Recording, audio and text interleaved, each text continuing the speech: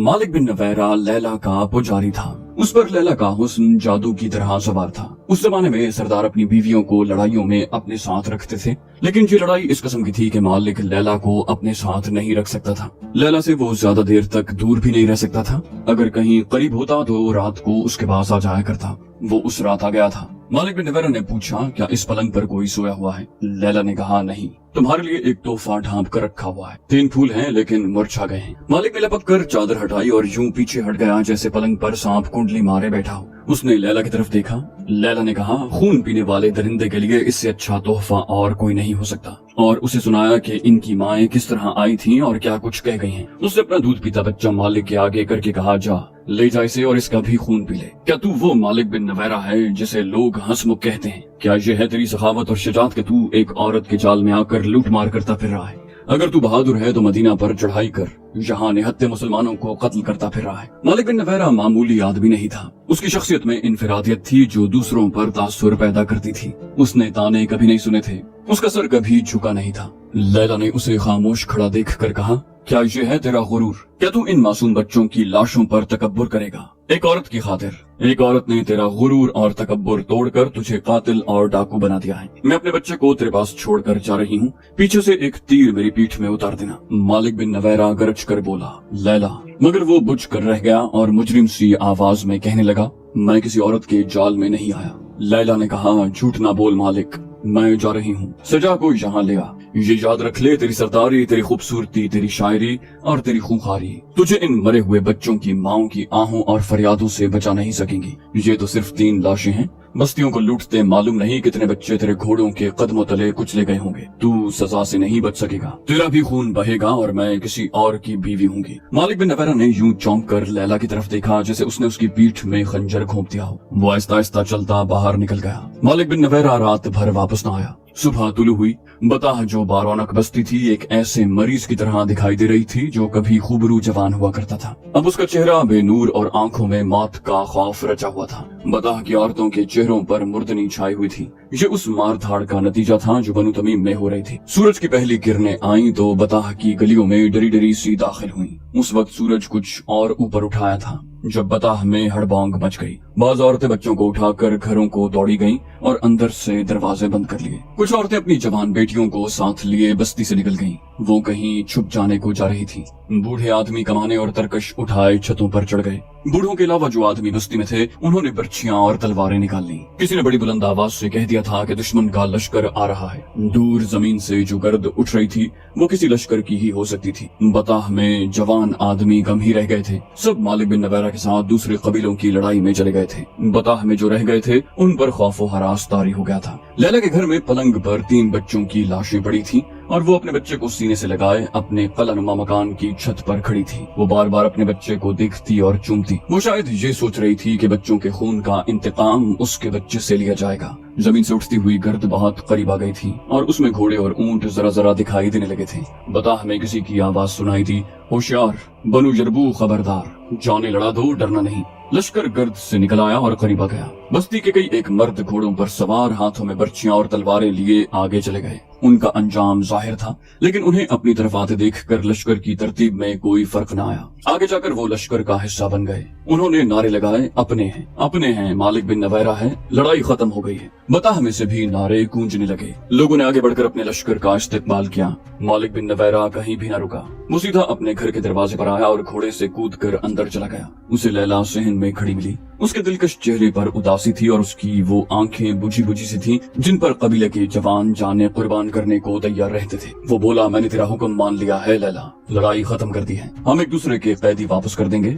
मैंने सजा से ताल्लुक तोड़ लिया है। इस फूल से चेहरे से उदासी धो डालो। लैला उदास बैठी रही। मालिक ने उसे बहलाने की बहुत कोशिश की लेकिन लैला का चेहरा बुझा ही रहा। लैला ने कहा, मेरे दिल पर एक खौफ बैठ गया है। मालिक ने पूछा, कैसा खौफ? किसका खौफ? लैला ने कहा, सजा का, इंतकाम का। सजा अकेली रह गई। वकी बिन मालिक ने भी उसका साथ छोड़ दिया था। मालिक बिन नवैरा ने वकी से कहा था कि वो एक औरत के झांसे में आकर अपने कबीले पर टूट पड़े थे। सजा अपने लश्कर लश्कर को साथ लिए नबाज की तरफ चली गई थी। पहले जब वो यमामा पर हमला करने गई थी, लेकिन मुसलमा के जाल में आ गई और मुसलमा ने उसे अपनी बीवी बना लिया। मालिक बिन नवैरा के गुनाहों की सजा शुरू हो चुकी थी। वकी बिन मालिक जो उसका दस्ते रास्त था उसका साथ छोड़ गया और मुसलमानों से जा मिला। मालिक बिन नवैरा ने उसे रोका था। मालिक ने वकी से कहा था, अगर हम दोनों अलग हो गए तो मुसलमान हमें कुचल कर रख देंगे, हम दोनों मिलकर उनका मुकाबला कर सकते हैं। वकी ने कहा था, हमें जिंदा रहना है मालिक।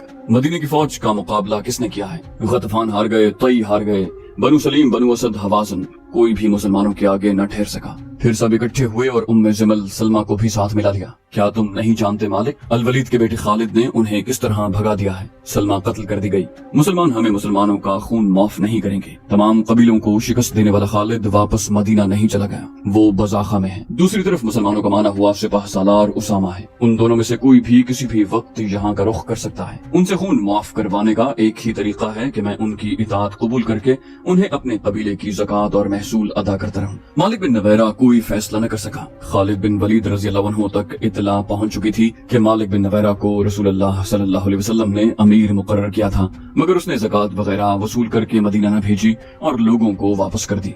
जासूसों ने खालिद रज़ी अल्लाह अन्हु को मालिक का एक शेर भी सुनाया। उसमें उसने रसूल करीम सल्लल्लाहु अलैहि वसल्लम के विसाल के बाद अपने कबीले से कहा था कि अपने माल को अपने पास रखो और मत डरो कि न जाने क्या हो जाए। अगर इस्लामी हुकूमत की तरफ से हम पर कोई मुसीबत आएगी तो हम कहेंगे कि हमने मोहम्मद सल्लल्लाहु अलैहि वसल्लम के दीन को कबूल किया था, अबू बकर के दीन को नहीं। मालिक बिन नवैरा ने सजाह के साथ मिलकर मुसलमानों का जो कत्लेआम किया था उसकी भी इत्तला खालिद रज़ी अल्लाह अन्हु को मिल गई थी। खालिद रज़ी अल्लाह अन्हु ने अपने दस्तों को बताह की तरफ तेज कूच का हुक्म दिया। उनके दस्तों में अंसार मदीना भी थे। उन्होंने बताह की तरफ पेशकदमी की मुखालिफत की। खालिद रज़ी अल्लाह अन्हु ने कहा, खुदा की कसम, मैं अपनी सिपाह में पहले आदमी देख रहा हूँ जो अपने अमीर और सालार की हुक्मदूली कर रहे हैं। अंसार की नुमाइंदगी करने वाले ने कहा, इसे हुक्मदूली समझे या जो कुछ भी समझे, खलीफतुल मुस्लिमीन का हुक्म ये था कि तुलैहा को मुती करके इस इलाके में रसूलुल्लाह सल्लल्लाहु अलैहि वसल्लम की कायम की हुई अमलदारी को बहाल करें और जो जंग पे उतराए हैं उनसे जंग करें और बज़ाखा में अगले हुक्म का इंतजार करें। हम जानते हैं कि मदीना से ऐसा कोई हुक्म नहीं आया कि हम बताह पर हमले के लिए जाएं। खालिद बिन वलीद रज़ी अल्लाह अन्हु ने पूछा,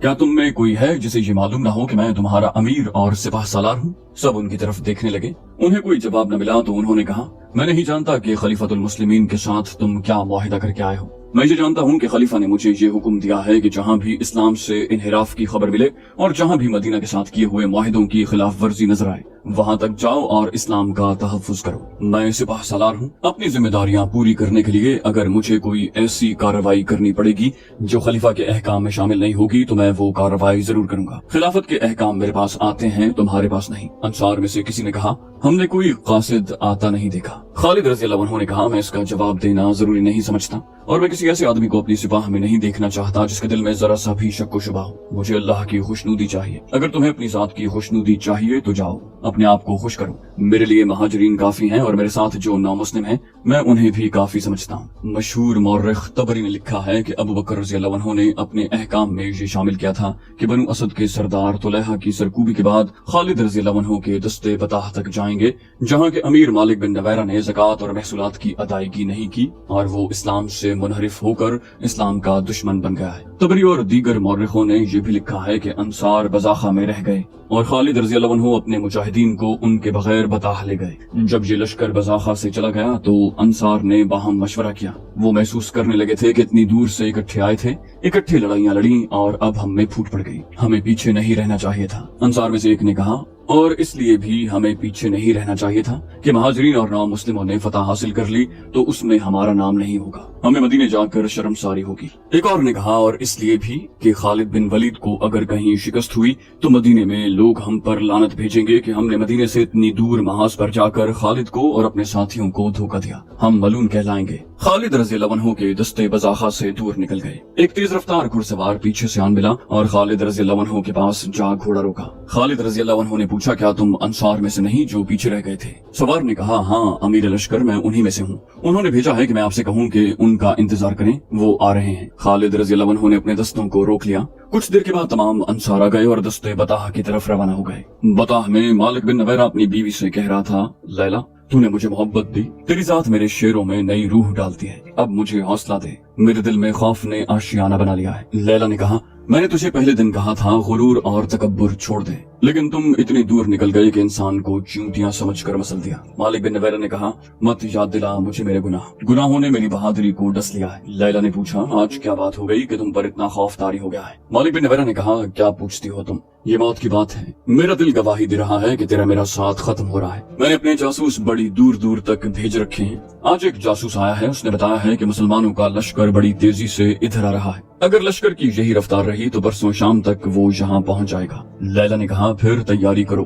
कबीलों को इकट्ठा करो। मालिक ने डरे हुए लहजे में कहा, कोई मेरा साथ नहीं देगा। मैंने वकी और सजा के साथ मिलकर अपने कबीलों का जो खून बहाया है वो कोई नहीं बख्शेगा। उनसे मसालिहत तो कर ली थी लेकिन दिल फटे हुए हैं। मेरे कबीले की मदद को कोई नहीं आएगा। लैला ने कहा, फिर आगे बढ़ो और मुसलमानों के सिपाह सालार से कहो कि तुमने इस्लाम तर्क नहीं किया। मालिक ने कहा, नहीं, वो नहीं बख्शेंगे, वो किसी को नहीं बख्शेंगे। मालिक बिन नवैरा पर खौफ तारी होता चला गया। उसे खबरें मिल रही थी कि खालिद रज़ी अल्लाह अन्हु का लश्कर करीब आ रहा है। उसने अपने कबीले को इकट्ठा किया, कहा, ऐ बनु जरबू, हमसे गलती हुई कि हमने मदीने की हुक्मरानी को तस्लीम किया और उनसे मुनहरिफ हो गए। उन्होंने हमें अपना मजहब दिया जो हमने कबूल किया, फिर नाफरमान हो गए। वो आ रहे हैं, सब अपने घरों को चले जाओ और दरवाजे बंद कर लो। ये निशानी है कि तुम उनके खिलाफ हथियार नहीं उठाओगे। उनके बुलाने पर उनके सामने निहत्ते जाओ, कुछ फायदा न होगा मुकाबले में। जाओ, अपने अपने घरों को चले जाओ। लोग सर झुकाए हुए अपने घरों को चले गए। नवंबर 632 ईस्वी शाबान 11 हिजरी के पहले हफ्ते में खालिद रज़ी अल्लाह अन्हु बताह पहुंच गए। उन्होंने अपने लश्कर को मुहासरे की तरतीब में किया, मगर ऐसे लगता था जैसे बताह उजड़ गया हो। शहर का दिफा करने वाले तो नजर ही नहीं आते थे, कोई दूसरा भी दिखाई न दिया। किसी मकान की छत पर एक भी सर नजर नहीं आता था। खालिद रज़ी अल्लाह अन्हु ने अपने नायब सालारों से कहा, क्या मालिक बिन नवैरा अपने आप को इतना चालाक समझता है कि मुझे घेरे में ले लेगा? मुहासरे की तरतीब बदल दो और अपने अकब का ख्याल रखो, मैं इस बस्ती को आग लगा दूंगा। वो यहाँ से निकल गए हैं और अकब से हमला करेंगे। खालिद रज़ी अल्लाह अन्हु जिंदा दिल, बेखौफ और मुहिमजू थे। उनके अहकाम बहुत सख्त हुआ करते थे। उन्होंने अपने दस्तों को इस तरतीब में कर दिया कि अकब से हमला हो तो रोक लें और अगर उसके साथ ही शहर से भी हमला हो जाए तो दोनों तरफ लड़ा जाए। मुसलमानों को इस दुश्वारी का सामना था कि उनकी नफरी थोड़ी थी और वो अपने मुस्तकर से बहुत दूर थे। उन्होंने जिन कबीलों को मुती किया था उनकी बस्तियों को अड्डे बना लिया था, लेकिन अभी वहाँ के लोगों पर पूरी तरह से भरोसा नहीं किया जा सकता था। ये खालिद रज़ी अल्लाह अन्हु की पुरजोश और माहिराना क़यादत थी जो मुजाहिदीन की कलील तादाद में बिजलियों जैसा कहर पैदा किए रखती। खालिद रज़ी अल्लाह अन्हु ने बस्ती में एक दस्ता दाखिल किया तो उस पर एक भी तीर न आया। हर मकान का दरवाजा बंद था। खालिद रज़ी अल्लाह अन्हु ने ये खामोशी देखी तो वो खुद बस्ती में दाखिल हुए।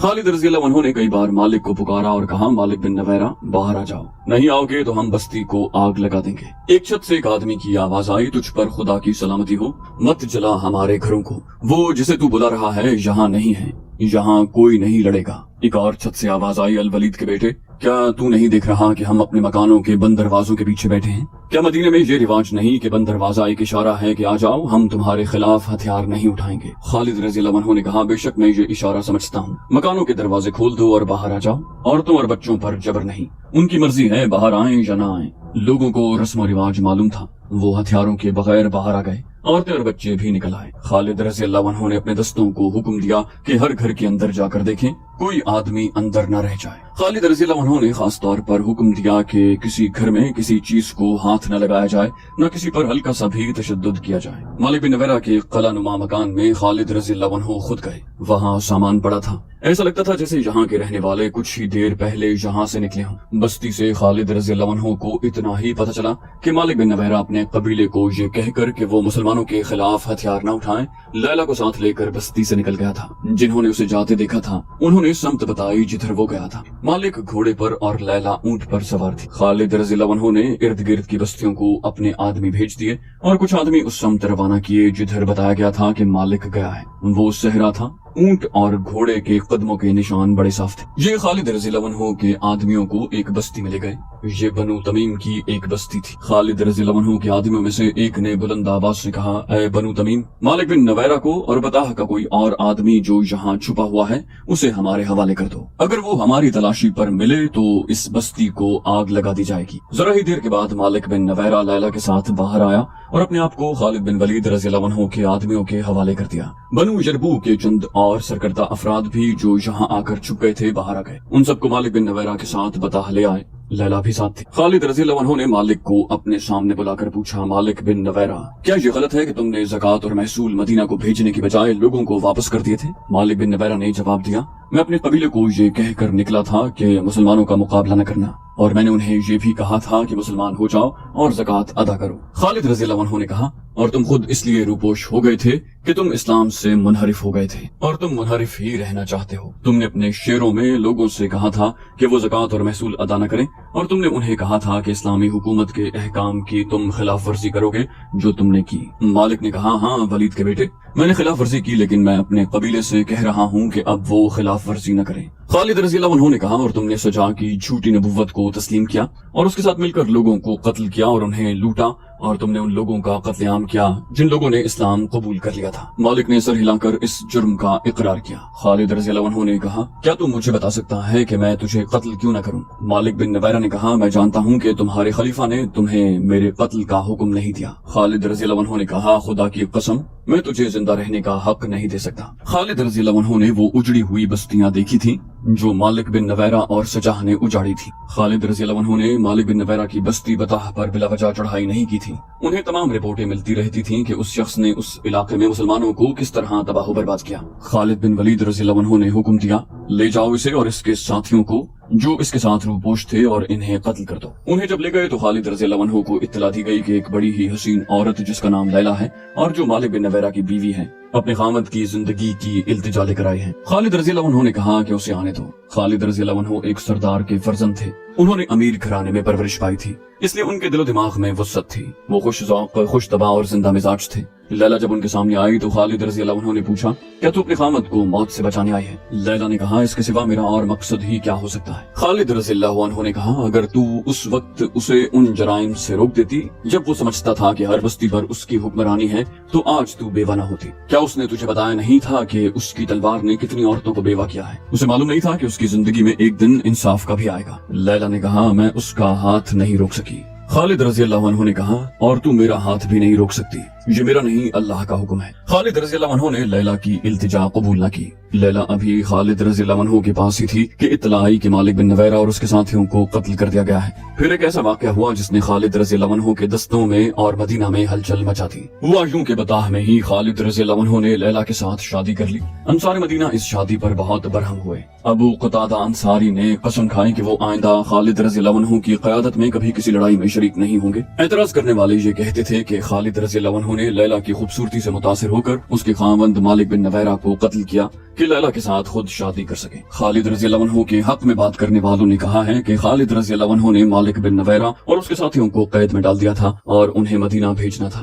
رات بہت سرد تھی۔ خالد رضی اللہ عنہ کو خیال آیا کہ قیدی سردی سے ٹھٹر رہے ہوں گے۔ انہوں نے حکم دیا، دافو اسراکم، اس کا ترجمہ ہے کہ قیدیوں کو گرمی پہنچاؤ۔ کنانہ کی زبان میں مدافع کا لفظ قتل کے معنوں میں استعمال ہوتا ہے۔ بدقسمتی سے یہ قیدی جن آدمیوں کے پہرے میں تھے وہ کنانہ کے رہنے والے تھے۔ انہیں یہ بھی معلوم تھا کہ مالک بن نویرہ اور اس کے ساتھیوں کے جرائم کتنے سنگین ہیں، چنانچہ انہوں نے گرمی پہنچاؤ کو قتل کے معنوں میں لیا اور مالک اور اس کے ساتھیوں کو قتل کر دیا۔ خالد رضی اللہ عنہ کو پتہ چلا تو انہوں نے کہا، اللہ جو کام کرنا چاہتا ہے وہ ہو کے رہتا ہے۔ ان دو کے علاوہ اور بھی روایات مختلف تاریخوں میں آئی ہیں جو ایک دوسرے کی تردید کرتی ہیں۔ ان میں بعض خالد رضی اللہ عنہ کے حق میں جاتی ہیں اور بعض خلاف۔ مخالفان روایات کے مصنفوں کے مذہبی فرقوں کو دیکھو تو پتہ چلتا ہے کہ ان کے ایک ایک لفظ میں تعصب بھرا ہوا ہے اور وہ خالد رضی اللہ عنہ کو رسوا کر رہے ہیں۔ تاریخ میں متضاد کہانیاں ملتی ہیں، لیکن کسی بھی مورخ نے یہ نہیں لکھا کہ اس شادی پر لیلا کا رد عمل کیا تھا۔ کیا لیلا نے خالد رضی اللہ عنہ کو مجبور ہو کر قبول کیا تھا، یا وہ خوش تھی کہ ایک عظیم سپہ سالار کی بیوی بن گئی ہے جس کی فتوحات کے چرچے سرزمین عرب کے گوشے گوشے تک پہنچ گئے ہیں؟ اس وقت کے جنگی رواج کے مطابق لیلا مال غنیمت تھی۔ خالد رضی اللہ عنہ اسے لونڈی بنا کر اپنے پاس رکھ سکتے تھے۔ تاریخ میں ایک ایسا اشارہ ملتا ہے جو خالد رضی اللہ عنہ کے حق میں جاتا ہے، وہ یوں کہ خالد رضی اللہ عنہ نے اسے کسی کی یا اپنی لونڈی بننے سے بچا لیا۔ وہ شہزادی تھی۔ خالد رضی اللہ عنہ جانتے تھے کہ لونڈیوں کی زندگی کیا ہوتی ہے۔ خالد رضی اللہ عنہ نے یہ بھی دیکھ لیا تھا کہ وہ جتنی خوبصورت ہے اتنی ہی ذہین اور دانا بھی۔ انہوں نے اس عورت کی صلاحیتوں کو تباہی سے بچا لیا تھا۔